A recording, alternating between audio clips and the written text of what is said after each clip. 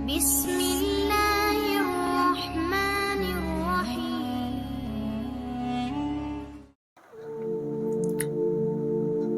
حضرت ابو ہریرہ رضی اللہ بیاں کرتے ہیں کہ رسول اللہ صلی اللہ علیہ وسلم نے ہمیں خطبہ ارشاد فرمایا، لوگو تم پر حج فرض کر دیا گیا ہے، اس لیے تم حج کرو۔ کسی آدمی نے کہا، اللہ کے رسول، کیا ہر سال آپ خاموش رہے؟ یہاں تک کہ اس نے 3 مرتبہ کہا۔ پھر آپ صلی اللہ علیہ وسلم نے فرمایا، اگر میں ہاں کہہ دیتا تو پھر ہر سال واجب ہو جاتا اور تم طاقت نہ رکھتے۔ پھر فرمایا، جب تک میں تمہیں کوئی مسئلہ نہ بتاؤں تو مجھے چھوڑے رکھو۔ تم سے پہلے لوگ اپنے نبی سے زیادہ سوال کرنے اور ان سے اختلاف کرنے کی وجہ سے ہلاک ہوئے۔ جب میں کسی چیز کے بارے میں تمہیں حکم دوں تو طاقت بھر اس پر عمل کرو، اور جب میں کسی چیز سے تمہیں منع کروں تو اسے چھوڑ دو۔ حضرت ابو ہریرہ رضی اللہ بیاں کرتے ہیں کہ رسول اللہ صلی اللہ علیہ وسلم سے پوچھا گیا، کون سا عمل بہتر ہے؟ آپ صلی اللہ علیہ وسلم نے فرمایا، اللہ اور اس کے رسول پر ایمان لانا۔ کہا گیا، پھر کون سا؟ آپ صلی اللہ علیہ وسلم نے فرمایا، اللہ کی راہ میں جہاد کرنا۔ کہا گیا، پھر کون سا؟ آپ صلی اللہ علیہ وسلم نے فرمایا کہ حج مقبول ہے۔ حضرت ابو ہریرہ رضی اللہ بیاں کرتے ہیں کہ رسول اللہ صلی اللہ علیہ وسلم نے فرمایا، جو شخص اللہ کے لیے حج کرے پھر وہ گناہ کا کام کرنے نہ کوئی گندی بات کرے تو وہ گناہوں سے پاک ہو کر اس دن کی طرح لوٹتا ہے جس دن اس کی ماں نے اسے جنم دیا تھا۔ حضرت ابن عباس رضی اللہ بیاں کرتے ہیں کہ نبی صلی اللہ علیہ وسلم روحا کے مقام پر ایک قافلے سے ملے تو آپ نے پوچھا، کون ہو؟ انہوں نے کہا، مسلمان۔ پھر انہوں نے پوچھا، آپ کون ہو؟ آپ صلی اللہ علیہ وسلم نے فرمایا، اللہ کا رسول۔ ایک عورت نے ایک بچہ اٹھا کر کہا، اس کا حج ہے؟ آپ صلی اللہ علیہ وسلم نے فرمایا، ہاں، اور تمہارے لیے اس کا اجر ہے۔ حضرت ابن عباس رضی اللہ بیاں کرتے ہیں کہ خاشعام قبیلے کی ایک عورت نے کہا، اللہ کے رسول، اللہ کا اپنے بندوں پر جو حج کا فارض ہے اسے میرے بوڑھے باپ کو اس حال میں پایا کہ وہ سواری پر صحیح طرح بیٹھ نہیں سکتے، تو کیا میں ان کی طرح سے حج کروں؟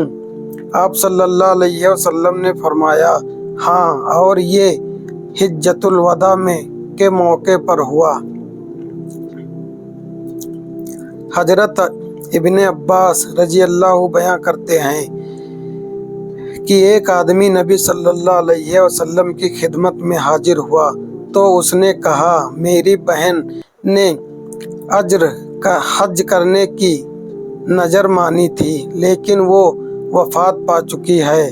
تو نبی صلی اللہ علیہ وسلم نے فرمایا، اگر اس پر قرض ہوتا تو کیا تم اسے ادا کرتے؟ اس نے کہا، جی ہاں۔ تو آپ صلی اللہ علیہ وسلم نے فرمایا، پھر اللہ کا قرض بھی ادا کرو، وہ تو ادائیگی کا زیادہ حقدار ہے۔ حضرت ابن عباس رضی اللہ بیاں کرتے ہیں کہ رسول اللہ صلی اللہ علیہ وسلم نے فرمایا، نہ کوئی آدمی کسی عورت کے ساتھ اکیلے میں ملے، نہ کوئی عورت محرم کے بغیر سفر کرے۔ ایک آدمی نے کہا، اللہ کے رسول، فلاں فلاں جگہ میں میرا نام لکھ لیا گیا ہے جبکہ میری بیوی حج کرنے کا ارادہ رکھتی ہے۔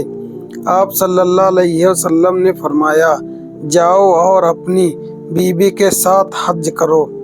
حضرت ابن عباس رضی اللہ بیان کرتے ہیں کہ رسول اللہ صلی اللہ علیہ وسلم نے فرمایا، اہل مدینہ کے لیے حلیفہ، اہل شام کے لیے جوحفہ، اہل نجد کے لیے کرنول منازل اور اہل یمن کے لیے یلملام کو میقات مقرر کیا، تو ان کے لیے ہے کہ ان کے علاوہ ان راستوں سے آنے والے کے لیے ہے جبکہ وہ حج اور عمرہ ادا کرنے کا ارادہ رکھتے ہو، اور جو ان میقاتوں کے اندر کی طرح رہتا ہے تو وہ اپنے گھر سے احرام باندھے گا، اور اس طرح یہاں تک کہ مکہ والے مکہ سے احرام باندھیں گے۔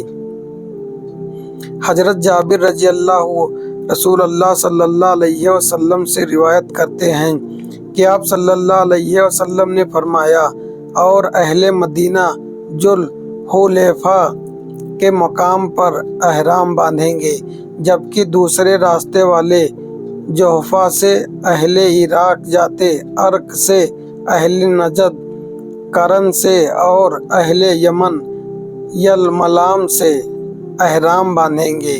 حضرت انس رضی اللہ بیان کرتے ہیں کہ رسول اللہ صلی اللہ علیہ وسلم نے 4 عمرے کیے ہیں، وہ سب ذوالقعدہ میں کیے۔ اس عمرے کے علاوہ جو آپ نے حج کے ساتھ کیے، آپ صلی اللہ علیہ وسلم نے ایک عمرہ حدیبیہ سے ذوالقعدہ میں کیا، ایک عمرہ اگلے سال ذوالقعدہ میں کیا، ایک عمرہ جعرانہ سے جہاں آپ نے حنین کا مال غنیمت تقسیم کیا، وہ بھی ذوالقعدہ میں، اور ایک عمرہ آپ نے حج کے ساتھ کیا۔ حضرت ابن عباس رضی اللہ بیان کرتے ہیں کہ رسول اللہ صلی اللہ علیہ وسلم نے فرمایا، لوگوں، اللہ نے تم پر حج کرنا فرض قرار دیا ہے۔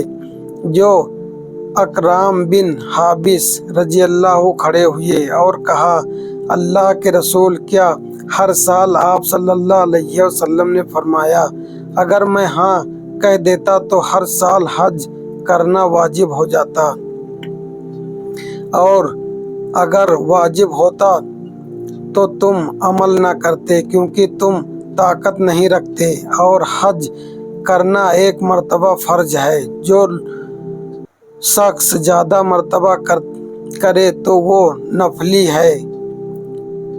احمد اور نسائی اور دارمی۔ حضرت ابن مسعود رضی اللہ بیان کرتے ہیں کہ رسول اللہ صلی اللہ علیہ وسلم نے فرمایا، حج اور عمرہ میں در پہ ایک کے بعد دوسرا کرو، کیونکہ وہ غریبی اور گناہوں کو اس طرح ختم کر دیتا ہے جس طرح بھٹی لوہے، سونے اور چاندی کو میل کی دور کر دیتی ہے، اور حج قبول کا بدلہ صرف جنت ہی ہے۔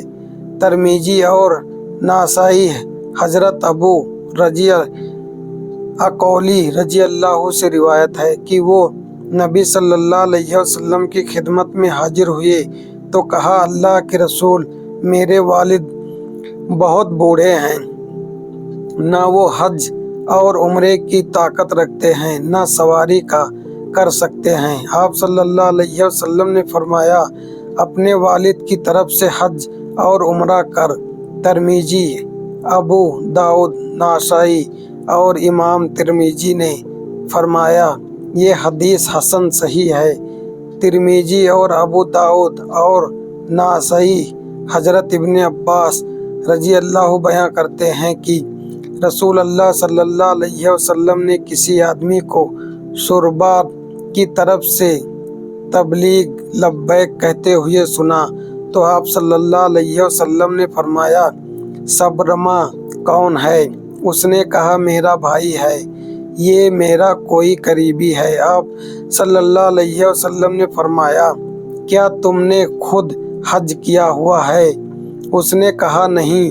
آپ صلی اللہ علیہ وسلم نے فرمایا، پہلے اپنی طرف سے حج کرو، پھر سربینا کی طرف سے حج کرنا۔